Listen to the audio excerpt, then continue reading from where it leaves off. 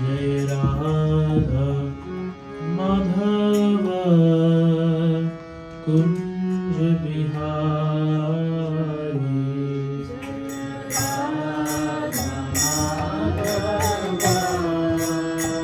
कुंज बिहारी जय राधा माधव कुंज बिहारी जय राधा माधव कुंज बिहारी गोपी जन वल्लभा गिरिवरधारी गोपी जन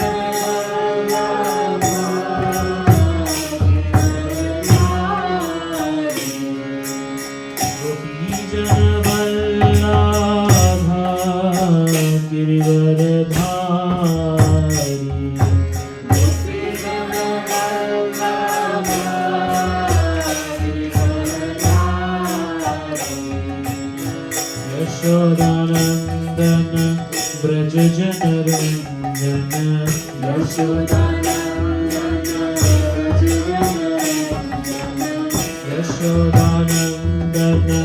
ब्रज जन रंजन यमुना तीरावनचारी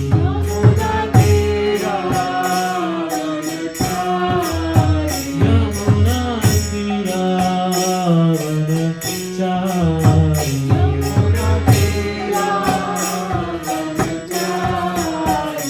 जय राधा माधव कुंज बिहारी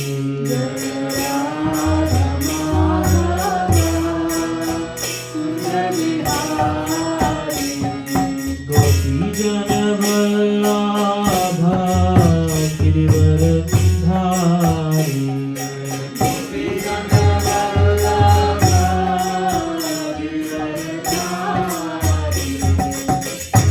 यशोदानंदन ब्रज जन रंजन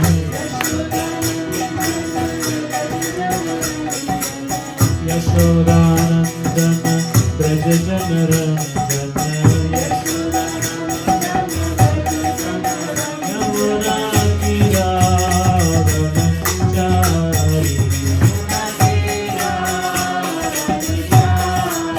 यमुना तीरावनचारी जय राधा माधव कुंज बिहारी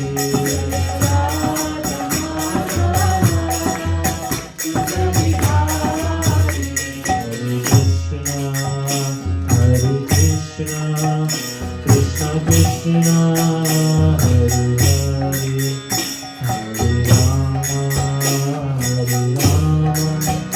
राम राम हरे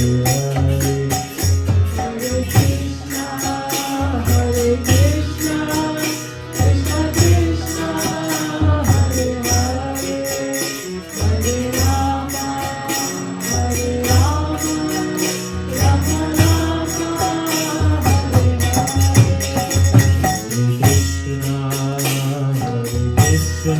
कृष्ण कृष्ण हरे हरे हरे राम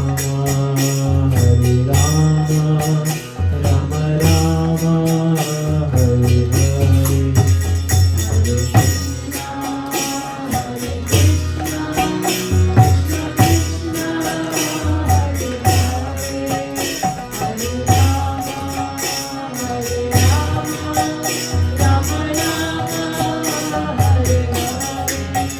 हरे हरे कृष्ण कृष्ण हरे हरे हरे राम राम राम हरे हरे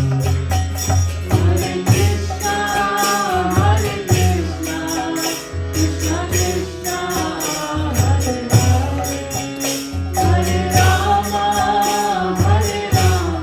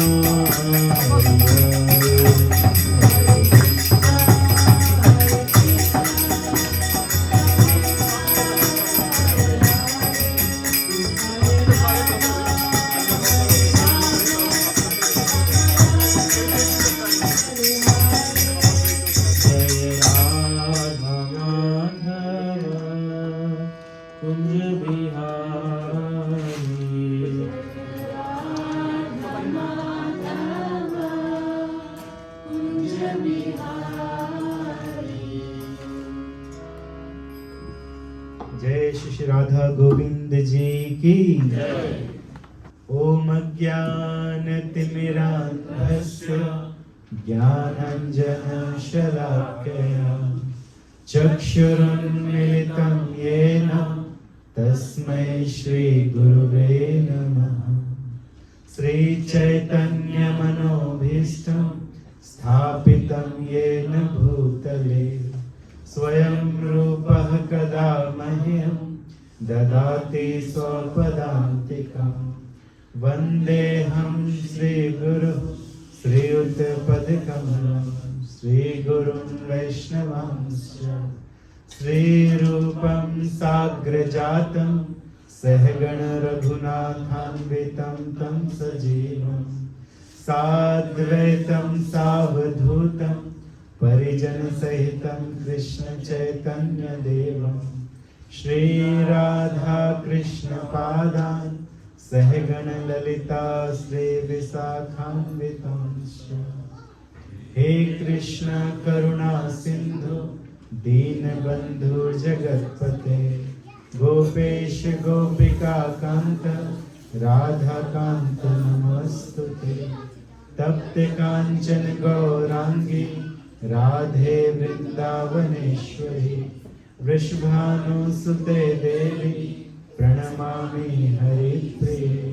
वाञ्छाकल्पतरुभ्यश्च कृपा सिन्धुभ्येव च पतितानां पावनेभ्यो वैष्णवेभ्यो नमो नमः। जय श्री कृष्ण चैतन्य प्रभु नित्यानंद श्री अद्वैत गदाधर श्रीवासादि गौर भक्तवृंद।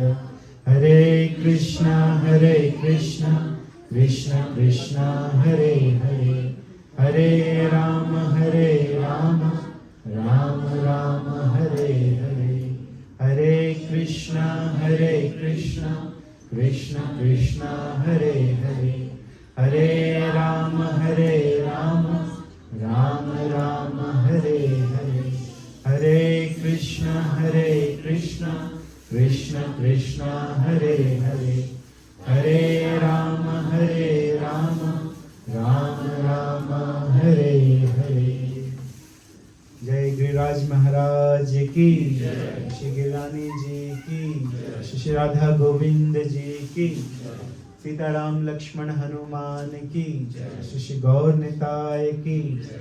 लड्डू गोपाल की जय। सुदर्शन नरसिंह देव भगवान की जय। तो जैसा कि आप लोग जानते हैं कि पहली बात तो ये है कि ये परम पवित्र मास है। क्या नाम है इस महीने का? कार्तिक। तो कार्तिक का परम पवित्र महीना है। और कार्तिक क्यों पवित्र माना जाता है? इसमें कितने सारे फेस्टिवल आते हैं। इसी महीने में भगवान दामोदर जी को बांधा गया था। रोज आप लोग आरती उतारते हैं ना दामोदर जी की। तो दीपावली के दिन मैया यशोदा ने दामोदर जी को बांधा था। ये दीपावली के दिन यह नाम फेमस हुआ था, दामोदर। ऐसे तो ये शाश्वत नाम है। शाश्वत का अर्थ है कि हमेशा भगवान का ये नाम रहता है, चारों युगों में, युगों युगों में। लेकिन कालांतर में जब भगवान कोई लीला करते हैं तो लीला करने के कारण उनका एक विशेष नाम हो जाता है। तो जब भगवान के उदर को दाम के साथ में बांध दिया। दाम का अर्थ होता है रस्सी। भगवान के उदर को दाम के साथ में बांध दिया तो भगवान दामोदर कहलाए। और किस में बांधा गया था भगवान को? उखल में बांधा गया था। तो उखल में बांधने का कारण है कि भगवान हमेशा उखल में चढ़ के माखन चुराते थे। बहुत आसान हो जाता था, उखल को उल्टा किया और उसके ऊपर चढ़े और माखन चुरा के खा लेते थे।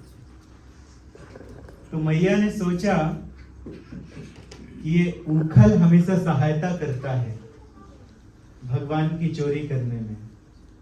ये वास्तव में उखल नहीं है, खल है। मैया ने ऐसा कहा, खल है। तो इसी खल के साथ भगवान को बांध देते हैं, तो दोनों को एक साथ सजा मिल जाएगी। तो उखल के साथ भगवान को एक दाम की सहायता से, रोप की सहायता से बांध लिया। रोप की सहायता से भी क्या बांधा? जब बांधते थे तो हर बार रस्सी 2 इंच छोटी पड़ जाती थी। पूरे ब्रज की सारी रस्सियां खत्म हो गई, लेकिन भगवान नहीं बंधे। फिर अंत में मैया ने अपना, इसमें वो जोड़ा बांधी रहती थी, अपने बाल बांधी रहती थी, अपनी रिबन निकाली और उससे ही भगवान को बांध दिया और भगवान बंध गए। तो ये लीला दीपावली के दिन सुबह सुबह हुई थी। दीपावली के दिन ही भगवान का एक नया नाम प्रसिद्ध हुआ। वो क्या है? दामोदर। तो भगवान को स्नेह से, प्रेम से भक्तगण दामोदर कहते हैं। क्या कहते हैं? बोलिए दामोदर भगवान की जय। ऐसे तो इस लीला में भगवान के बहुत सारे नाम प्रसिद्ध हुए थे, लेकिन आज है गोवर्धन लीला का दिन। आज के दिन ही भगवान ने गोवर्धन पर्वत उठाया था। तो इसीलिए हम लोग कुछ गोवर्धन के विषय में सुनते हैं। गोवर्धन लीला तो आप सदैव सुनते ही रहते हैं। आज कुछ नई बातें भी गोवर्धन के विषय में हम लोग श्रवण कीर्तन करने का प्रयास करते हैं। आप लोगों ने सुना था, पिछली बार हम आए थे तो कथा की थी कि किस प्रकार से राधा रानी इस जगत में आती हैं। ऐसी क्या लीला हुई थी गोलोक वृंदावन में, जिसके कारण ये कारण बना राधा रानी के इस पृथ्वी में आने का। ये आपने बड़े अच्छे से सुना था। राधा रानी ने भगवान के समक्ष कुछ शर्त रखी थी कि हम जब जाएंगे तो हम सबसे पहले आपको देखना चाहते हैं। यदि आप दिखाई देंगे सबसे पहले तभी हम जाएंगे। और आप लोग जानते हैं कि राधा रानी ने आंखें तभी खोली थी जब श्री कृष्ण भगवान उनके सामने गए। इसके अतिरिक्त राधा रानी ने कहा था कि यहाँ पे यमुना है और यहाँ इतना सुंदर गोवर्धन पर्वत है गोलोक वृंदावन में, तो उसको छोड़कर हम नहीं जाना चाहते। तो भगवान ने कहा कि देवी चिंता मत करो, मैंने पहले ही यमुना और गोवर्धन पर्वत को पृथ्वी में भेज दिया है। तो भगवान की इच्छा से गोलोक में रहने वाली यमुना और गोलोक में रहने वाला गोवर्धन पर्वत इस पृथ्वी में आया, प्रकट हुआ, ब्रज में स्थापित किया गया। तो हिमालय की तरफ एक द्रोण पर्वत है। लीला ऐसी है कि द्रोण पर्वत पहले पर्वतों के पंख होते थे। आजकल ये बताया जाएगा तो कौन विश्वास करेगा? लोग कहेंगे ये तो हो ही नहीं सकता है। लेकिन पहले पर्वतों के बड़े बड़े पंख हुआ करते थे, ऐसा लिखा गया है शास्त्र में। और ये कहीं भी जाकर बैठ जाते थे, किसी भी नगर में, किसी भी गांव में जाकर बैठ जाते थे तो अनेकानेक लोग समाप्त हो जाते थे, खत्म हो जाते थे। बड़े बड़े पर्वत, हिमालय कहीं जाके बैठ जाए, विंध्याचल पर्वत गोवर्धन कहीं जाके बैठ जाए तो सोचिए क्या होगा। अभी तो गोवर्धन पर्वत हमें छोटा दिखाई देता है, लेकिन जब सतयुग में गोवर्धन पर्वत को ब्रज में स्थापित किया गया था, तब इसकी लंबाई थी 64 माइल। सतयुग इतना लंबा था गोवर्धन। तो इतना लंबा पर्वत कहीं पर बैठ जाए तो क्या होगा, कितने लोग दब जाएंगे। तो एक बार इंद्र ने अपने वज्र से जितने भी प्रकार के पर्वत हैं उन सब पर्वतों के पंख काट दिए। और उसी समय मैनाक जाकर दक्षिणी समुद्र में जाकर गिरा था। तो द्रोण पर्वत के पुत्र बने गोवर्धन, जो हिमालय की तरफ ही निवास किया करते थे। और एक समय की बात है कि एक मुनि जिनका नाम है पुलस्त मुनि, ये ब्रह्मा के मानसिक पुत्र भी माने जाते हैं। तो पुलस्त मुनि तीर्थ यात्रा करते हुए ये धीरे धीरे हिमालय तक पहुंच गए, द्रोण पर्वत के पास पहुंच गए। और द्रोण पर्वत के पास जाकर जब उन्होंने गोवर्धन की सुंदरता देखी, इस पर्वत में तो बहुत सुंदर सुंदर गुफाएं हैं और बहुत ही सुंदर दिव्य वृक्ष लगे हुए हैं और बहुत सारी जड़ी बूटियां भी लगी हुई हैं। आज भी गोवर्धन में अनेक प्रकार की जड़ी बूटियां पाई जाती हैं। कभी कभी किसी को कोई कष्ट होता है तो कुछ पत्तियों को लाकर गोवर्धन से ऐसे घिस के लगा दिया जाता है और वो रोग समाप्त हो जाता है। भयंकर मच्छर वगैरह काट दें तो भी गोवर्धन के किनारे किनारे जो पत्तियां होती हैं, कि हम लोग कुछ समय पहले परिक्रमा कर रहे थे तो हमारे साथ एक प्रभु जी थे जो बढ़िया से आयुर्वेद को जानते थे। तो बहुत मच्छर काट रहे थे तो वो कुछ पत्तियों को लाए और घिस के ऐसे उन्होंने लगा दिया। थोड़ी देर में कोई खुजली नहीं, सब ठीक हो। तो गोवर्धन में अनेक प्रकार की औषधियां भी पाई जाती हैं। तो इस पर्वत को देखकर पुलस्त मुनि मोहित हो गए और सोचने लगे कि मैं तो काशी में रहता हूँ, काशी में कोई ऐसा सुंदर पर्वत नहीं है। अगर इसे मैं काशी ले जाऊं तो वहां पर इसे स्थापित कर दूं और इसी पर्वत में रहकर मैं अपनी तपस्या किया करूंगा, वहीं पर रहकर भजन करूंगा, भगवान का नाम जपेंगे। तो वो सोच रहे थे, तब तक द्रोण पर्वत ने उनसे सब पूछा कि आप क्या सोच रहे हैं। तो उन्होंने कहा कि मैं सोचता हूं कि आपसे इस गोवर्धन को मांग लूं। तो किसी पिता से उसके पुत्र को मांग लिया जाए तो बड़ा दुख होगा। पहले के समय तो दे देते थे। नित्यानंद प्रभु के पिताजी ने अपने पुत्र को दे दिया, हड़ाई पंडित जी ने दे दिया। एक मुनि आए थे, उन्होंने मांगा कि अपने पुत्र को दे दो, मैं बूढ़ा हो गया हूँ, सेवा करने के लिए तीर्थ यात्रा करता रहता हूँ। तो उन्होंने अपने पुत्र को तुरंत आदेश दिया कि इनके साथ जाएं। आज के युग में कोई देगा अपने पुत्र को, बताइए। तो ये भी बहुत पहले की बात है। और द्रोण पर्वत देना नहीं चाहते थे, तुरंत उनके हृदय में निराशा छा गई, वो दुखित हो गए कि अब मैं कैसे अपने पुत्र को दूं इन्हें। और गोवर्धन सोचने लगे कि यदि मैं इनके साथ ना जाऊं तो पुलस्त मुनि श्राप ना दे दे हमारे पिता को, द्रोण पर्वत को। पहले के ऋषि मुनि बड़े क्रोधित भी होते थे, इसलिए भी उनका सम्मान होता था। तो दुर्वासा मुनि का सम्मान क्यों होता था? बड़े क्रोधित, क्रोध में आ जाए तो किसी को भी भस्म कर दें, कहीं भी अपने सिर से जटा निकाल के। अमरीश महाराज को ये बताइए, देखिए इतने बड़े भक्त को कौन भस्म करेगा? अमरीश महाराज को। लेकिन अमरीश महाराज को ही भस्म करने के लिए उन्होंने अपनी जटा निकाल ली। भगवान के सुदर्शन चक्र ने आकर अमरीश महाराज की रक्षा की थी। तो पहले के ऋषि मुनि बड़े क्रोधित हुआ करते थे। आजकल के क्या क्रोधित होंगे? थोड़ा सा डांट दें तो लोग बुरा मान जाते हैं। ये प्रभु जी तो बड़े खतरनाक हैं, ये तो डांटते हैं, है ना। लेकिन पहले के ऋषि मुनि तपस्या अधिक किया करते थे। बहुत अधिक तपस्या करने के कारण थोड़ा थोड़ा क्रोध आ भी जाता था। तो पुलस्त मुनि उनसे डर के, उनके श्राप से डर के वास्तव में, और गोवर्धन ने कहा कि मैं आपके साथ चलने के लिए तैयार हूं, लेकिन मेरी एक शर्त है कि आप मुझे कहीं बीच में रखना मत। यदि कहीं आपने मुझे बीच में रख दिया तो फिर मैं वहां से हिलूंगा नहीं।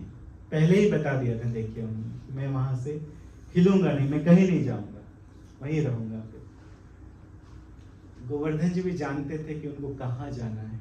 गोलोक वृंदावन से आए हैं, भगवान गोवर्धन के चारों तरफ, गोवर्धन के ऊपर कुंजों में, निकुंजों में लीला करते हैं, तो वे भी चाहते थे कि भगवान के निकट रहूं।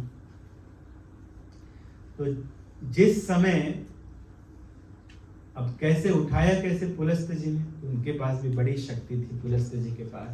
जैसे हनुमान जी ने पर्वत उठा लिया था, संजीवनी बूटी वाला पर्वत उठा लिया था, उसी प्रकार से पुलस्त मुनि ने अपने हाथ से पर्वत उठा लिया।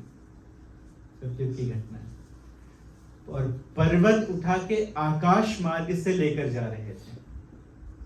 जब रावण उड़ सकता है आकाश मार्ग से, तो पुलस्त मुनि क्यों नहीं उड़ सकते?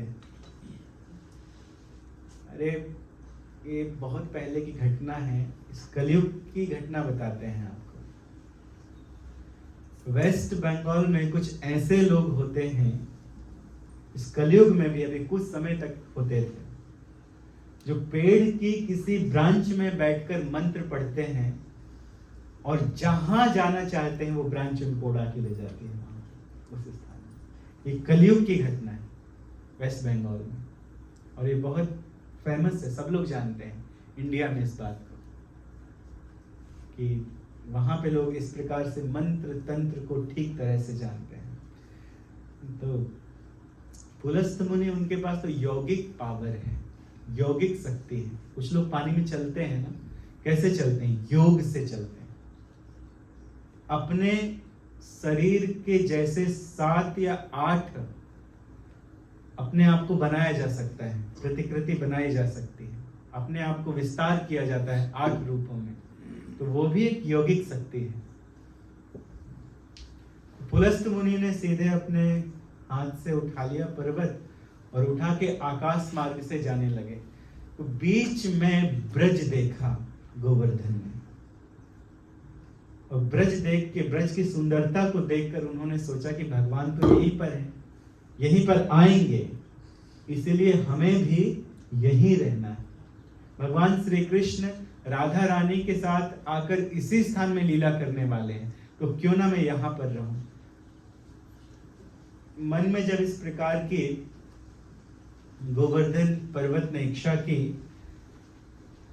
तो गोवर्धन पर्वत जी की शक्ति से पुलस्त मुनि को नेचर कॉल आया कि अब तो जाना पड़ेगा, अब तो बड़े जोर से नेचर कॉल को आ गया, क्या करें क्या करें। तो उन्होंने वहीं पे पर्वत को रखा और वो नेचर कॉल के लिए चले गए,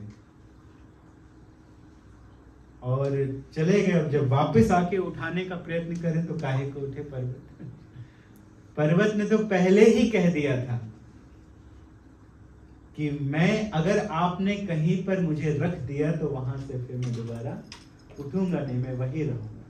बहुत प्रयास किया पुलस्त मुनि ने उठाने का, लेकिन गोवर्धन पर्वत फिर वहां से 1 इंच नहीं हिले, और पुलस्त मुनि ने श्राप दे दिया। लेकिन पहले बात हो गई थी, कॉन्ट्रैक्ट साइन हो गया था पहले ही, कि अगर मुझे रख दिया तो नहीं उठूंगा। लेकिन उसके बाद भी पुलस्त मुनि ने उनको श्राप दे दिया। पुलस्त मुनि ने कहा कि प्रतिदिन तुम राई के दाने के समान पृथ्वी में धंसते चले जाओगे, लुप्त होते चले जाओगे। मस्टर्ड सीड जितना बड़ा होता है उतने ही बड़े तुम धीरे धीरे नष्ट होते जाओगे। और जैसा आपने सुना कि सतयुग में जब रखा गया था तो उसकी लंबाई थी, कितने लंबे थे गोवर्धन? 64 माइल लंबे, और 16 माइल ऊंचे थे। अब कितने ऊंचे बचे होंगे बताइए? थोड़े ही ऊंचे बचे हैं तो देख जाते हैं, बस इतने ऊंचे। 16 माइल लंबे थे और 40 माइल वो चौड़े थे, इतने वाइड थे, 40 माइल। उनकी परिक्रमा करेंगे, सोचिए तो कैसे होगी। अभी 22 किलोमीटर की परिक्रमा करने में सही कहा जाए तो लोगों की नानी मरती है ना। सही भाषा में कहा जाए तो लोग किससे करते हैं? लोग गाड़ी से कर लेते हैं, 4 व्हीलर से कर लेते हैं, रिक्शा में चल लेते हैं। अरे भैया भगवान है, कितना चलना है? अभी केवल 22 माइल चलना है, लेकिन फिर भी नहीं होता है, तो नहीं चल सकते हैं। अगर कोई प्रॉब्लम हो तो अलग बात है, लेकिन यदि शक्ति है, खासकर जवानों के लिए, नवयुवकों के लिए, जो बुजुर्ग हैं उनके लिए छूट है, स्त्रियों के लिए भी छूट है। वास्तव में जब भगवान परिक्रमा लगा रहे थे तो स्त्रियां भी बैलगाड़ी में बैठ के चल रही थी, लेकिन जो युवक हैं जो चल सकते हैं, हम लोगों ने देखा है कि एक एक जगह लोग 1008 बार दंडवती करते हैं और उसके बाद फिर से 1008 बार दंडवती करते हैं और फिर आगे बढ़ते हैं। मतलब मरने के लिए आए हैं उस स्थान में, देह छोड़ने के लिए आए, दंडवती कर करके देह छोड़ देंगे और परिक्रमा नहीं होती है। तो जो कर सकते हैं समय निकाल के करना चाहिए। ब्रजवासी भी हर पूर्णिमा, हर संक्रांति, हर अमावस्या को प्रत्येक ब्रजवासी परिक्रमा करते हैं, करते ही रहते हैं। तो हम लोग जो विदेशों में रहते हैं तो हम लोगों को कुछ ज़्यादा करना चाहिए। जब हम लोग जाते हैं, ब्रज में जाएं, धाम में जाएं, तो कुछ अधिक करना चाहिए। कष्ट भी थोड़े समय के लिए होता है, और जैसे ही आप परिक्रमा कर लेते हैं ना, तो बहुत बड़ा ऐसा लगता है कि बहुत बड़ा अचीवमेंट हो गया, और हृदय में प्रसन्नता रहती है, हमेशा प्रसन्नता रहती है। एक बार जो गोवर्धन की परिक्रमा कर लेता है, उसका पुनः जन्म नहीं होता, वो पुनरागमन के चक्कर से मुक्त हो जाता है। गोवर्धन की परिक्रमा का एक पुण्य है, फल है। इसी प्रकार से जो जगन्नाथ जी का दर्शन कर लेता है, उसका भी पुनर्जन्म नहीं होता है। जगन्नाथपुरी जाकर जो दर्शन कर ले, तो वो भी पुनरागमन के चक्कर से मुक्त हो जाता है। श्राप दे दिया गोवर्धन को पुलस्त मुनि ने, और तब से वो वहीं पर रह गए। तो सतयुग में बहुत बड़े थे, अब श्राप भी है ऋषि मुनि का, वो छोटे होते जा रहे हैं, धीरे धीरे राई के दाने के बराबर कम होते जा रहे हैं। तो गोवर्धन पर्वत बहुत सुंदर है, जो ब्रज में निवास करते हैं। कहाँ लेकर जाना चाहते थे? काशी। यदि आप गोवर्धन पर्वत से द्रोण पर्वत और काशी की दूरी देखेंगे तो बराबर है। इसका मतलब एकदम बीचों बीच आके स्थापित हो गए। जितनी दूर वहां से काशी है गोवर्धन पर्वत से, उतनी ही दूरी पर है द्रोण पर्वत, और बीच में आकर ये गोवर्धन पर्वत ये रुक गए हैं। गोवर्धन पर्वत की परिक्रमा वास्तव में चैतन्य महाप्रभु तो कहते हैं कि मानसी गंगा में स्नान करके और हरिदेव जी का दर्शन करके प्रारंभ करनी चाहिए।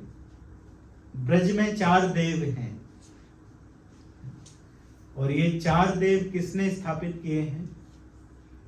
वज्रनाभ जी ने, जो भगवान के प्रपौत्र हैं, ग्रेट ग्रैंडसन हैं। तो उन्होंने 4 देवों की स्थापना की है।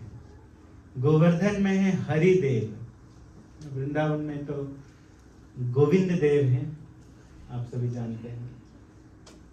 और जिस स्थान में कंस की कारागार थी, जहां पे भगवान श्री कृष्ण ने जन्म लिया था, उसी स्थान में वज्रनाभ जी ने केशव देव जी की स्थापना की थी।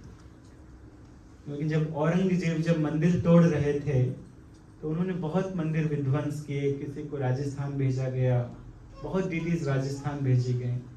तो केशव देव जी की डीटी का लेकिन पता नहीं चला कि कहाँ गए।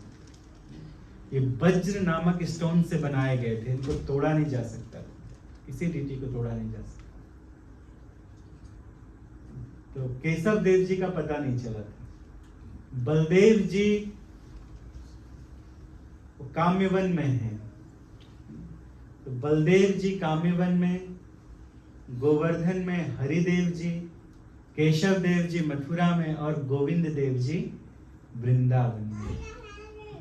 कभी तो प्रतिभू डीटी हैं सभी जगह उनकी, और ओरिजिनल डीटी तो गोविंद देव जी के आप जानते हैं कि जयपुर में है। तो प्रतिभू डीटी में भी वही शक्ति होती है जो मूल डीटी में होती है। औरंगजेब तोड़ रहा था तो इनको भेज दिया गया, ये डीटी कहाँ चलेगी, जयपुर चलेगी। तो उनकी प्रतिभू डीटी को, उनके जैसी लगने वाली दूसरी डीटी को स्थापित किया गया बाद में वृंदावन में। तो जिस प्रकार से ये चार देव हैं, हरिदेव जी का दर्शन करके, मानसी गंगा में स्नान करके और फिर गोवर्धन की परिक्रमा प्रारंभ की जाती है। भक्तगण राधा कुंड के बाहर से भी परिक्रमा प्रारंभ करते हैं और राधा कुंड में स्नान करके अपनी परिक्रमा को बाद में समाप्त करते हैं। तो जैसे बीच में गोवर्धन है तो आप कहीं से भी परिक्रमा कीजिए, उसी स्थान में आएंगे तो आपकी एक परिक्रमा हो जाएगी। इसी प्रकार से वृंदावन की परिक्रमा है, आप परिक्रमा मार्ग में कहीं से भी अपनी परिक्रमा प्रारंभ कर सकते हैं और फिर उसी स्थान में आकर आपको परिक्रमा समाप्त करना है। चैतन्य महाप्रभु जो आज से 500 कुछ वर्ष पहले प्रकट हुए थे, तो दूर से जब उन्होंने गोवर्धन पर्वत को देखा था तो प्रणाम किया और कुसुम सरोवर के निकट आकर वो एक शिला को पकड़कर बहुत रोए थे चैतन्य महाप्रभु। क्यों? क्योंकि गोवर्धन पर्वत वो स्वयं भगवान श्री कृष्ण है। तो गोवर्धन पर्वत को स्वयं भगवान श्री कृष्ण भी माना जाता है और भगवान का भक्त भी माना जाता है। तो भक्तावतार भी है और भगवान के एक स्वरूप तो है ही। जब ब्रजवासियों ने प्रथम बार इंद्र की पूजा ना करके गोवर्धन की पूजा की थी, तो भगवान ये विश्वास दिलाना चाहते थे कि गोवर्धन जी खाते हैं। तो भगवान गोवर्धन के रूप में प्रकट हुए, बहुत बड़े रूप में प्रकट हुए। भगवान की भुजाएं निकली थी ऐसी लंबी लंबी, और जो ऑफरिंग्स की थी ब्रजवासियों ने, जो बनाया था, क्या बनाया था, बहुत प्रकार के पकवान बनाए थे। घी के पकवान बनाए, हलवा, पूड़ी, खीर, पापड़, ऐसे बहुत सारे पकवान बनाए थे। बहुत प्रकार की सब्जी, तरकारी बनाई थी। प्रभुपाद जी लिखते हैं तरकारी बनाई थी बहुत प्रकार की। तो बहुत कुछ उनको, बहुत सारे मिष्ठान भोजन उनको ऑफर किए गए थे। तो ऐसा बड़े बड़े हाथ निकाल के भगवान ने गोवर्धन के रूप में एक स्वरूप लिया। दिखने लगे कि आंखें दिख रही हैं, बड़ी बड़ी आंखें दिख रही हैं और भुजाएं निकल आई गोवर्धन पर्वत से, और भगवान वो ऑफरिंग खाने लगे। तो गोवर्धन के रूप में भगवान ने सारी ऑफरिंग्स ग्रहण की थी। तो बाद में मधुमंगल को लगा कि सब खा जाएंगे तो मधुमंगल, कोई रोको भाई इसे, कोई रोको नहीं तो ये सब खा जाएगा, हमारे लिए क्या बचेगा, हमें भी प्रसाद चाहिए ना, कोई रोको इसको कोई जाके। तो बाद में जितना उन्होंने खाया वो सारा का सारा वापस भी कर दिया। आप लोग देखते हैं कि भगवान को बड़ी बड़ी थाली में भोग लगाया जाता है, 51 आइटम भगवान के लिए, या 21 प्रकार के आइटम, 11 प्रकार के आइटम भोग लगाए जाते हैं प्रतिदिन कई बार। तो फिर से वो भक्तगण लेके जाते हैं तो वो थाली भरी की भरी रहती है। भगवान खा लेते हैं फिर वापस दे देते हैं। कहीं भगवान खाना शुरू कर दें तो फिर लोग चढ़ाना बंद ना कर दें। मधुमंगल ने कहा कि ये सब खा जाएगा, कोई रोको इसे, तो उन्होंने फिर बहुत सारा वापस कर दिया। जितना खाया था उन्होंने उससे अधिक वापस कर दिया। तो सारे ब्रजवासियों ने बहुत बढ़िया से खाया।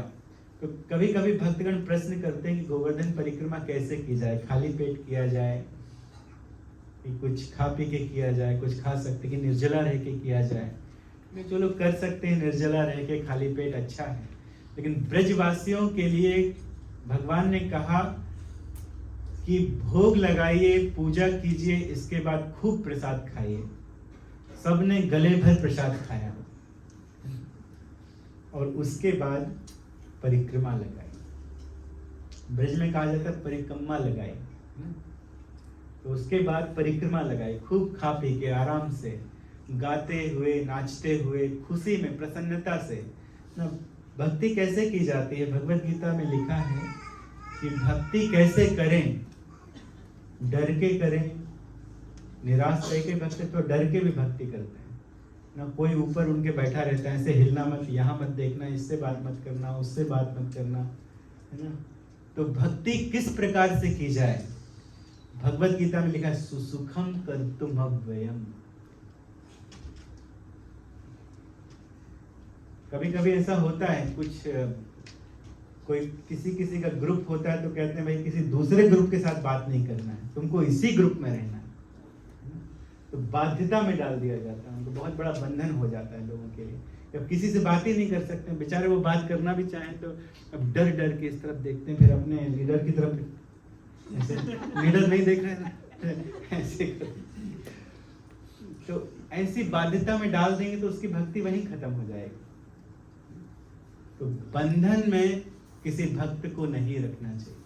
प्रचार कीजिए, भगवान के बारे में बढ़िया से बताइए, और सुसुखम कर्तुम अव्ययम, सुख के साथ भक्ति की जाती है।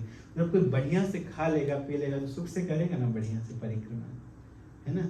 और बोल दिया जाए नहीं नहीं नहीं, ये तो निर्जला करना है तुम्हें, बेचारा सोचे कब खत्म होएगी तो मुझे कुछ खाने पीने मिलेगा।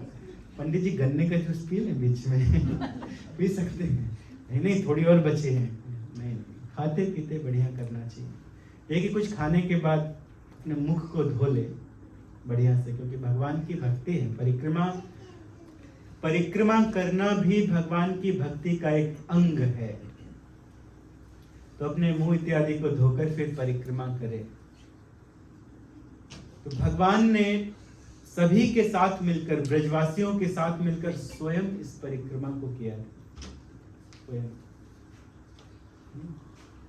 स्वयं भगवान है, गोवर्धन भी भगवान है और वे परिक्रमा कर रहे हैं। यहाँ भी आप जो देख रहे हैं कि गोवर्धन पर्वत बनाया गया है, बहुत सुंदर। ये किसका गोवर्धन पर्वत बना है? हलवे का बना है। सब आपको खाना पड़ेगा ना, पूरा खत्म करके ही जाना है यहाँ से। और उनके ऊपर कौन विराजे हैं? स्वयं गिरिराज विराजे हुए हैं। ये गोवर्धन शिला ही है जो आप देख रहे हैं ना, ये गोवर्धन की शिला है। और गोवर्धन की शिला को शालिग्राम की शिला की तरह पूजा जाता है।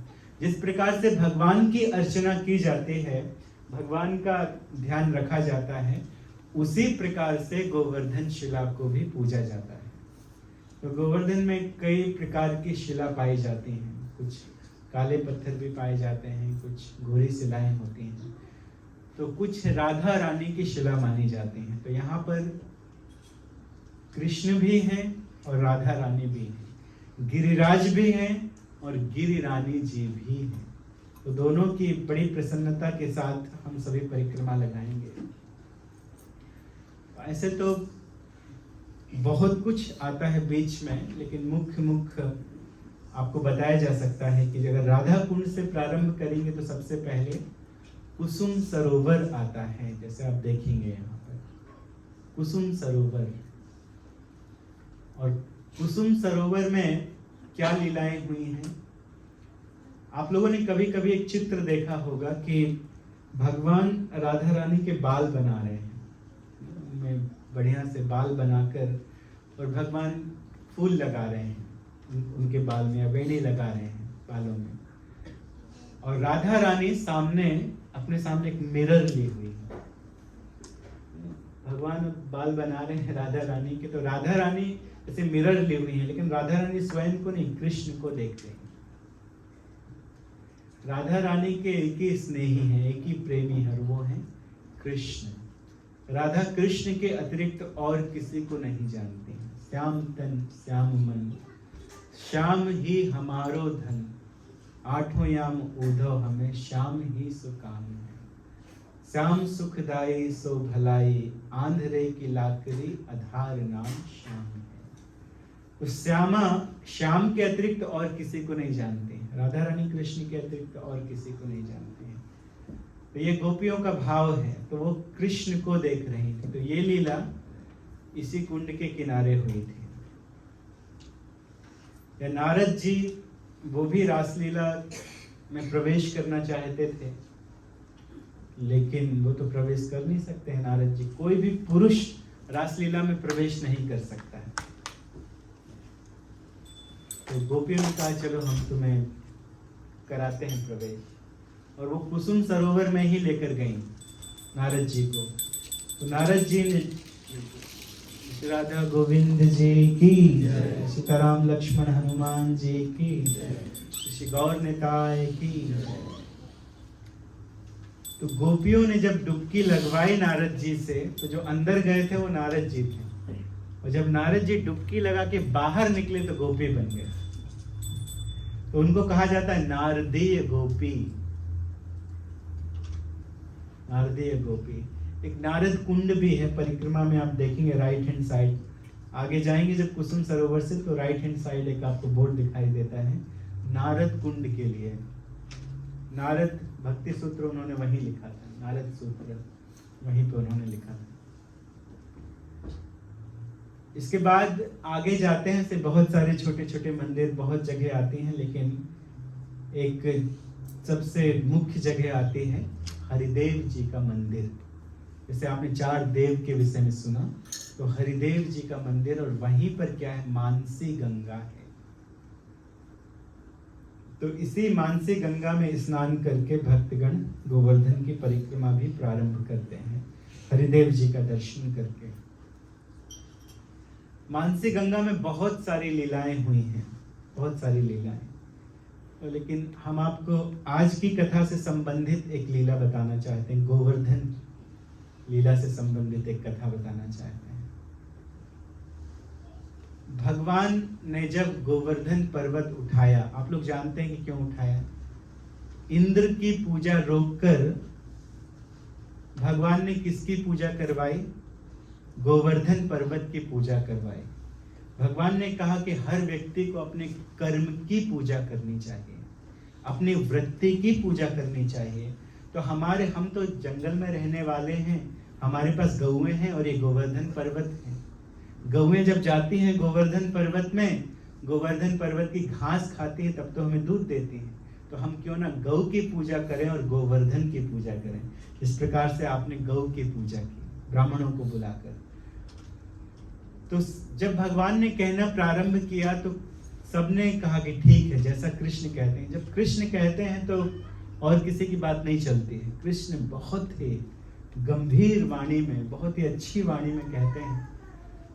तो सबने भगवान की बात मानी और गोवर्धन की पूजा की, और गोवर्धन की पूजा परिक्रमा इत्यादि की। लेकिन इसके बाद आप लोग जानते हैं कि किसे क्रोध आया, इंद्र को, और इंद्र का ही मान मर्दन करना चाहते थे भगवान। यदि भक्तों को अभिमान हो जाता है तो उस अभिमान को कौन नष्ट करता है, भगवान स्वयं नष्ट करते हैं। किसी भी भक्त को अभिमान हो जाता है तो स्वयं भगवान उसे नष्ट करते हैं। गोवर्धन को एक बार इंद्र को एक बार अभिमान हो गया था। इंद्र सोचने लगा था कि मैं त्रिलोकाधिपति हूं, मेरी इच्छा से वायु बहती है, मेरी इच्छा से पानी बरसता है।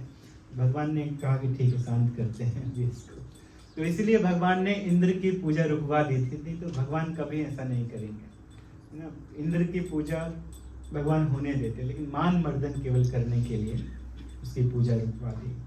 तो इंद्र ने संवर्तक बादलों को बुलाया। संवर्तक बादलों को कब बुलाया जाता है, जब प्रलय का समय आता है, जब इस संसार के नष्ट होने का समय आता है, उस समय संवर्तक बादलों को बुलाया जाता है। पहले तो पूरे ब्रह्मांड के अंदर आग लग जाती है, और ये ब्रह्मांड, ये जैसे आप कोकोनट डालते हैं ना पूर्णाहुति में, कोकोनट कैसा लाल लाल हो जाता है, तो इस प्रकार से पूरा ब्रह्मांड लाल लाल होकर बस भस्म होने वाला होता है।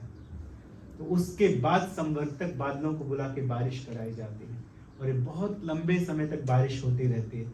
इतनी मोटी मोटी बूंदें गिरती हैं। बूंदें क्या गिरती हैं, धार लग जाती है और आधा ब्रह्मांड फिर वो जल से भर जाता है। ये प्रोसेस है प्रलय की।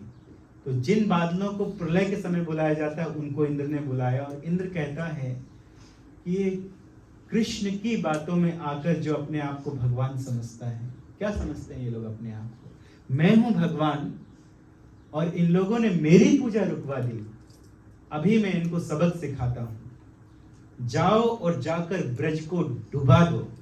और इंद्र ने यहां तक कह दिया कि ब्रजवासियों के साथ इनके गौधन को नष्ट कर दो। बताइए, भगवान को गाय कितनी प्रिय है और गायों को नष्ट कर दो, गायों को मार दो, ऐसा कह दिया। तो ये बहुत बड़ी बात हो गई। हम आपको इस अभी कुछ समय की पहले की बात बताते हैं कि फिजी में अगर आप लोटोका से सिंगाटोका की तरफ जाएंगे तो बीच में एक गांव आता है जिस गांव का नाम है याको। कौन कौन जानता है? सुना याको? याको गांव, तो उसकी स्टोरी भी जानते होंगे आप। याको गांव में जो फिजी के लोग, जो मूल जो लोग हैं, क्या कहा जाता है उनको? आदिवासी, कैविटी लोग का वो गांव था, याको गांव। और उस गांव का सरदार हाथ में एक लंबी सी नुकीली चाकू लेकर एक जीवित गाय को बांध के और उस चाकू से उसका मांस निकालता था और उसको खाता था। जीवित गाय, वो गाय कितनी तड़पती हो, जीवित गाय इस प्रकार से मांस निकाल निकाल के खा रहा था। तो भगवान से ये देखा नहीं गया और एक चक्रवात आया। चक्रवात जैसे घूमता है ना, क्या कहते हैं उसको? बवंडर, टोर्नाडो। एक टोर्नाडो आया बहुत तेजी से और केवल उसने याको गांव को नष्ट किया, केवल याको गांव को, बाहर किसी को कुछ नहीं। और वो जो हाथ में चाकू लिया हुआ था वो घूमती हुई गई और जाके एक पेड़ में जाकर धंस गई। तो जो लोग वहां से ट्रैवल करते थे पहले वो देखते थे कि ये वही चाकू है जिससे यहाँ का सरदार गाय को खा रहा था और उसके कारण ये पूरा गांव नष्ट हो गया। ये बहुत प्रचलित बात है। तो एक गाय को मारने से भगवान इतना क्रुद्ध हुए। यहाँ तो केवल नंद बाबा के पास 9 लाख गायें हैं, केवल एक व्यक्ति के पास 9 लाख गायें हैं, दूसरे भी ग्वाले हैं उनकी भी गायें हैं, किसी के पास 1 लाख, किसी के पास 2 लाख, किसी के पास 3 लाख, किसी के पास 50,000। तो कितनी गायें होंगी वृंदावन में। उन सब गोधन को नष्ट करना चाहता था इंद्र। देखिए, बताइए, इतना बड़ा प्रयास, इतना बड़ा दुस्साहस। तो भगवान ने गोवर्धन पर्वत उठाया, आप लोग जानते हैं, अपनी कनिष्ठा से ऐसे करके भगवान ने उठा लिया था, नेल की टिप में उठा लिया था। उठाए और 7 दिनों तक उठाए रहे भगवान। आप उठाइए, दोनों हाथों से हारमोनियम उठा लीजिए या एक गिलास ऐसे उठा लीजिए ना, कितनी देर तक उठाए रहेंगे। हम अपनी बात करें तो 2-3 मिनट से ज्यादा हाथ ही नहीं उठा सकते। गिलास छोड़ दीजिए, हाथ ही नहीं उठा पाएंगे, नीचे करना पड़ेगा खाली हाथ। और भगवान गोवर्धन पर्वत उठाए रहे 7 दिन और 7 रातों तक। तो इतना भगवान में इतनी शक्ति है। तो उस समय भगवान ने शिव जी की भी सहायता ली थी कि शिव जी आइए, रक्षा करनी है गोवर्धन की। तो शिव जी गोवर्धन पर्वत के ऊपर चढ़े थे और अपने त्रिशूल को भगवान ने जोर से घुमाया था, किस तरह से? चक्र की तरह। तो यहां तो भगवान उठाए थे, लेकिन पर्वत के ऊपर शिव जी ने जोर से अपने त्रिदंड को घुमाया था, अपने त्रिशूल को घुमाया था, और वो त्रिशूल सुदर्शन की तरह घूम रहा था। एक बूंद भी नीचे नहीं गिर पाए उस स्थान में जो इंद्र ने वर्षा की थी। इस तरह से भगवान ने रक्षा।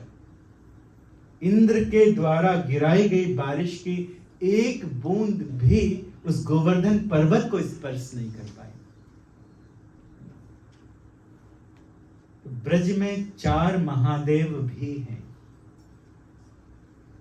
वृंदावन में है गोपेश्वर महादेव, शिव जी के स्वरूप है, गोपी रूप में है, तो उनको गोपेश्वर महादेव कहा जाता है। और मथुरा में है भूतेश्वर महादेव, और वही महादेव गोवर्धन में मानसी गंगा के पास में चक्लेश्वर महादेव के रूप में बैठे हुए हैं। ओरिजिनल है चक्रेश्वर महादेव, लेकिन ब्रज भाषा में चक्लेश्वर महादेव कहा जाता है। तो वही चक्रेश्वर महादेव जिन्होंने अपने त्रिशूल को चक्र की तरह घुमाया था, वो वहीं निवास करने लगे, मानसी गंगा के पास रहने लगे, और उनका नाम क्या है? चक्लेश्वर महादेव। तो इस चक्लेश्वर महादेव में ही 4 महादेव के दर्शन हो जाते हैं। ऐसे बीच में चक्लेश्वर महादेव हैं और 4 महादेव उनके चारों तरफ हैं। भूतेश्वर महादेव, गोपेश्वर महादेव, कामेश्वर महादेव, काम्यवन में जो निवास करते हैं, और एक और है नंदेश्वर महादेव। तो 4 महादेव मुख्य हैं जिनकी स्थापना की थी बज्रनाभ जी ने। वृंदावन में गोपेश्वर महादेव, मथुरा में भूतेश्वर महादेव, काम्यवन में कामेश्वर महादेव, और गोवर्धन में चक्लेश्वर महादेव। स्वयं बज्रनाभ जी के द्वारा स्थापित प्रतिमा है। तो जब आप जाते हैं मानसी गंगा में, तो अंदर से ही रास्ता है चक्लेश्वर महादेव, कहीं बाहर से नहीं जाना है। मानसी गंगा में दर्शन किया हरिदेव जी का, मानसी गंगा का दर्शन किया, स्नान करना हो तो किया, अंदर से ही आप जा सकते हैं चक्लेश्वर महादेव जी के मंदिर में। और वहां पर एक गोस्वामी बैठकर जप किया करते थे, सनातन गोस्वामी बैठकर वहां पर जप किया करते थे। तो सनातन गोस्वामी प्रतिदिन परिक्रमा लगाते थे गोवर्धन की, प्रतिदिन परिक्रमा लगाते थे, और बैठ के भजन करते थे, और कुछ वैष्णव ग्रंथों की रचना भी करते थे। लेकिन उनको मच्छर काटने लगे, बहुत मच्छर काट, बड़े मच्छर थे वहां पे, मच्छर काटने लगे। आज भी गोवर्धन परिक्रमा जो करते हैं, आप लोग जानते हैं कितने मच्छर काटते हैं। एक दिन हम लोग थोड़ी देर के लिए चले गए, गोवर्धन की परिक्रमा करते करते जो भक्ति वेदांत आश्रम है वहां पे चले गए थोड़ी देर, तो ऐसे मच्छर काटे वहां पर, ऐसे मच्छर काटे कि हमारे साथ में जो लोग थे वो तो बीमार हो गए थोड़े दिनों के लिए। परिक्रमा रोकनी पड़ी थोड़े दिनों के लिए, फिर शुरू की वहां से। तो बड़े मच्छर भी हो जाते हैं, क्यों? भंडारा चलता रहता है, भंडारा चलता है, अब लोग खाते पीते हैं, कहीं भी फेंक देते हैं, जहाँ खाया पत्ता वहीं फेंक दिया, तो मच्छर जन्म लेंगे इस तरह से। तो उस समय भी बड़े मच्छर थे, और सनातन गोस्वामी उस जगह को छोड़कर जाने लगे, तो चक्रेश्वर महादेव प्रकट हुए उनके सामने। चक्लेश्वर महादेव एक छोटे बालक के रूप में प्रकट हुए, और कहते हैं ब्राह्मण के रूप में कि आप कहाँ जा रहे हैं? तो उन्होंने कहा यहाँ बहुत मच्छर काटते हैं, 1 दिन का समय दीजिए, इसके बाद फिर आप जाना चाहें तो चले जाएंगे। तो शिव जी ने जो मच्छरों के अधिष्ठाता देव हैं उनको बुलाया। ये मच्छर काटना भी एक प्रकार का नरक है, इनके भी अधिष्ठाता देव होते हैं, कीट पतंग है ना, इनके भी एक अधिष्ठाता देव होते हैं कि जाओ इसको काटो, तो ये भी एक प्रकार का नरक है। तो मच्छरों के अधिष्ठाता देव को बुलाया, और बुलाकर कहा कि मेरे भक्त सनातन को यदि कल से एक भी मच्छर काटा तो तुम्हारा डिपार्टमेंट बंद है, तुम्हारा पूरा डिपार्टमेंट शट डाउन कर दिया जाएगा। तो उन्होंने कहा ठीक है कल से। तो सनातन गोस्वामी की कुटीर बनाई गई है वहां पे, आज भी वो कुटी बनी हुई है, और उस कुटी के अंदर एक भी मच्छर आज भी प्रवेश नहीं करता है, क्योंकि शिव जी ने मना किया है। तो चक्लेश्वर महादेव जहां पर हैं वहीं पर एक कुटिया है, और उस कुटी के अंदर आज भी एक भी मच्छर प्रवेश नहीं करता है। तो फिर आराम से सनातन गोस्वामी वहां पर रुककर परिक्रमा करते थे। इस प्रकार से मानसी गंगा के आगे जाते हैं तो पुछरी का लौटा एक जगह आती है। लौटा नाम का एक भगवान का एक सखा था जो भगवान के जैसे दिखता था, वो आज भी वहीं बैठा है कि भगवान आएंगे, भगवान का इंतजार कर रहा है। और जितने लोग परिक्रमा लगाते हैं ना, वो साक्षी देता है कि हाँ ये परिक्रमा लगाए, ये आए हैं यहाँ पर परिक्रमा लगाने के लिए। फिर और आप लोग आगे जाते हैं तो मुखारबिंद मिलता है। वल्लभाचार्य जी के जो परंपरा है वो जतिपुरा में मानते हैं मुखारबिंद को, लेकिन माधवाचार्य संप्रदाय के चैतन्य महाप्रभु के संप्रदाय में आने वाले भक्त वो राधा कुंड के पास मुखारबिंद मानते हैं, क्योंकि वहाँ पे खुदाई की जा रही थी, कुआं बनाया जा रहा था और तब तक में ब्लड निकलने लगा। तो एक गोस्वामी आया कि कहते नहीं नहीं मत खोदो मत खोदो, ये जीभ है किसकी? गिरिराज महाराज की, गोवर्धन की जिह्वा है। तो वहीं पे जिह्वा मंदिर को स्थापित किया गया है, जिनकी जीभ भगवान की थोड़ी सी अभी भी कटी हुई है। वहीं पास में राधा कुंड श्याम कुंड है। तो श्याम कुंड में स्नान करके, राधा कुंड में स्नान करके भक्तगण अपने आप को पवित्र करते हैं।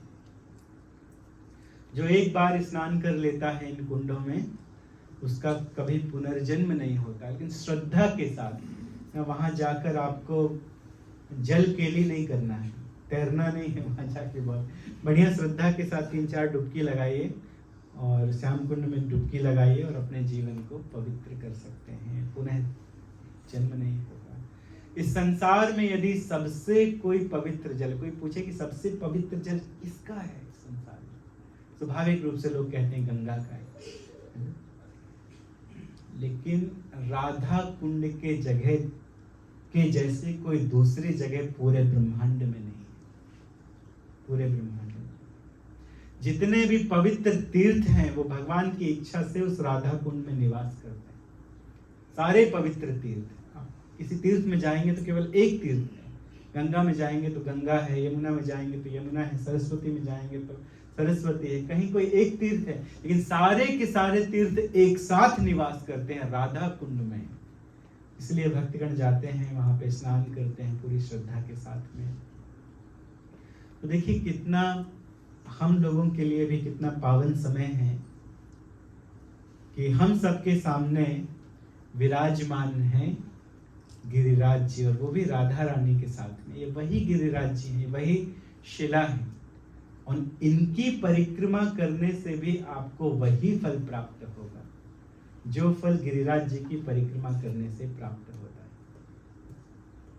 राधा दामोदर जी में भी गोवर्धन शिला रखी गई है, और 4 परिक्रमा कोई कर लेता है तो उसको गिरिराज जी की परिक्रमा करने का फल प्राप्त हो जाता है। तो इसी प्रकार से आप सभी भी इतनी परिक्रमा कर सकते हैं, मिनिमम 4 परिक्रमा कीजिए। आरती करेंगे बढ़िया से गोवर्धन जी की, और भगवान को भोग तो लगा ही है, बढ़िया से भगवान खा रहे हैं भोग को, और प्रसन्नता के साथ परिक्रमा करेंगे, और इसके बाद फिर आगे का कार्यक्रम हम लोग करेंगे। तो बोले गिरिराज धरण की।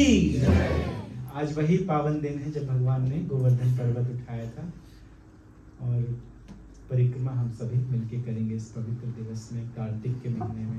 कार्तिक के महीने में यदि कोई काम एक बार करते हैं तो 1000 गुना फल मिलता है। तो एक परिक्रमा करेंगे तो 1000 परिक्रमा होगी, 4 परिक्रमा करेंगे तो 4000 परिक्रमा होगी। हरे कृष्ण। हरे Krishna. Join with me to recite the Hare Krishna mantra in appreciation for Ajo Prabhuji for giving such a wonderful katha on Giriraj and also doing Go Puja outside wonderfully. Hare Krishna, Krishna Krishna, Hare Hare, Hare Ram, Ram Ram, Hare Hare. Put hands together for tonight's sponsor, Megha and Vishal, on behalf of their daughter's birthday, Chanvi, and also for Arun Prabhuji, who brought Gaumata all the way from Marnsville today, was to do the puja. Sunena Mataji for the Chapan Bhog, organizing all the Chapan Bhog for Giriraj, and Priya Mataji for donating the decorations for Giriraj. So please put our hands together in appreciation. So as Prabhuji said, now we will do Giriraj Puja. The sponsor Megha and Vishal and Chavi will come up and do the Aarti, Giriraj Aarti, and after Giriraj Aarti, we will celebrate Giriraj, as he said, at least 4 times. After that, Giriraj Aarti is sung, we will start singing Damodar Astakam. And as per usual that we've been doing on Saturdays, ladies will go on to the left side to do offer deep down, and the gentlemen please go on the right hand side and do deep down. And as our diyas will be placed on the orange table. the left hand side. Hare Krishna. While Prabhuji is doing the puja for Giriraj, will be doing Kirtan. We'll do Kirtan. Or Prabhuji is organizing the puja. Hare Krishna, Krishna Krishna, Hare Hare, Hare Ram, Hare Ram, Ram Ram, Hare Hare. Hare Krishna, Krishna Krishna, Hare Hare, Hare Ram, Hare Ram, Ram Ram, Hare Hare. Hare Krishna, Krishna Krishna, Hare Hare, Hare Ram, Hare Ram, Ram Ram, Hare Krishna, Krishna Krishna, Hare Hare, Hare Ram, Hare Ram, Ram Ram, Hare Krishna, Krishna Krishna, Hare Hare, Hare Rama, Hare Rama, Rama Rama, Hare Hare. Hare Krishna, Krishna Krishna, Hare Hare, Hare Rama, Hare Rama, Rama Rama, Hare Hare. Hare Krishna, Krishna Krishna, Hare Hare, Hare Rama, Hare Rama, Rama Rama, Hare Hare. Hare Krishna, Krishna Krishna, Hare Hare, Hare Rama, Hare Rama, Rama Rama, Hare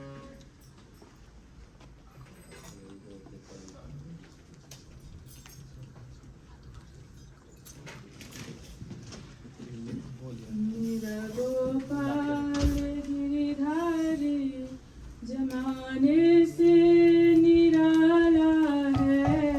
मेरा गोपाल गिरधारी जमाने से निराला है। मेरा गोपाल गिरधारी जमाने से निराला है। गोपाल गिरधारी जमाने से निराला है। करुणा है संजीला है, करुणा है संजीला है। न गोरा है न काला है। गोपाल गिरधारी जमाने से निराला है। गोपाल गिरधारी जमाने से निराला है। गोपाल गिरधारी जमाने से निराला है।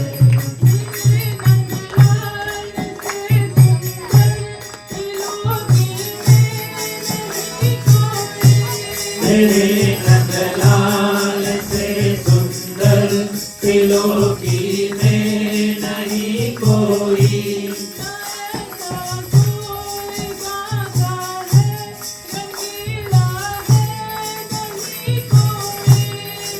ऐसा कोई बाका है, रंगीला है नहीं कोई।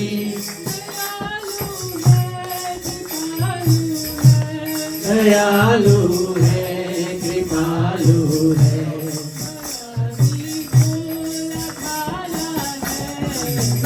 गोपाल गिरधारी जमाने से निराला है।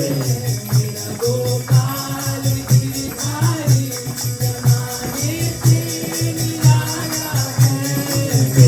गोपाल गिरधारी जमाने से निराला है।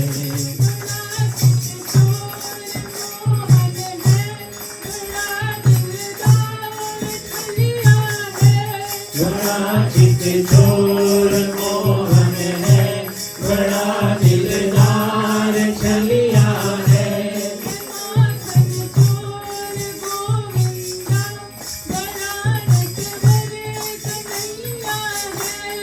माखन चोर गोविंदा, बड़ा नटवर कन्हैया है।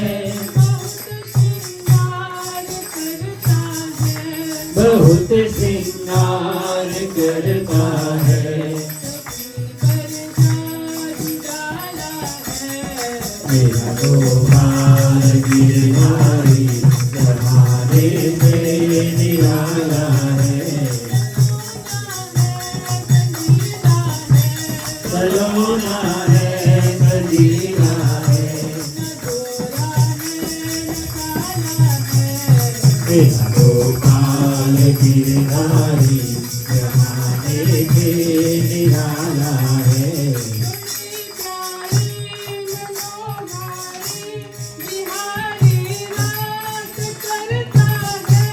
बड़ी प्यारी मनोहारी बिहारी रास करता है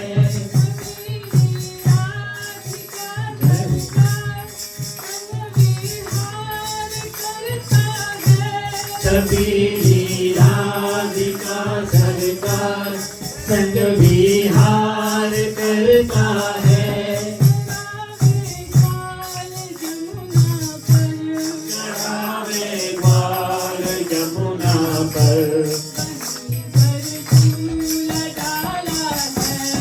मेरा गोपाल गिरधारी जमाने से निराला है सलोना है नजीरा है मेरा गोपाल गिरधारी जमाने से निराला है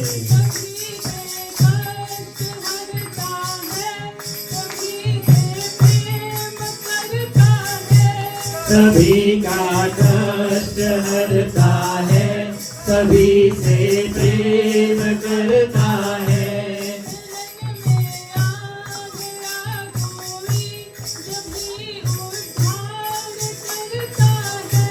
शरण में आ गया कोई तभी उद्धार करता है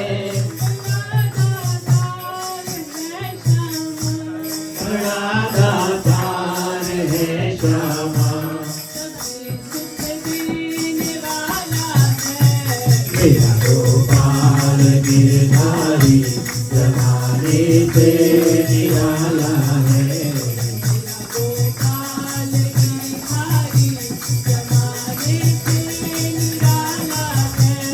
मेरा गोपाल गिरधारी जमाने से निराला है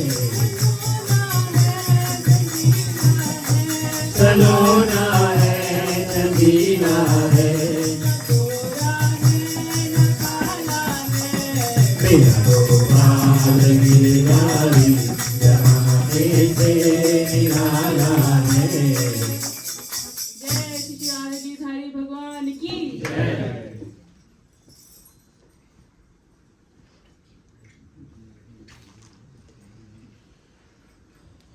Hare Krishna. So, we'll do Giraj Atinata. The Aarti will be happening inside and outside at the same time. After Aarti, so everyone will get a chance when we start singing Damodar Astakam to come. So everyone will go from that side, take a diya, offer diya to Damodar, Shirada Damodar ki, come around and then put your diyas on the yellow table, so each side of Giraj. Please, ample time. Ample diyas, so take your time and just move. No need to rush. Everyone get a chance to offer diya. Hare Krishna. So we'll stand up, put the chairs aside, and we'll sing Giraj Aarti first, and then we'll start singing Damodar Astakam.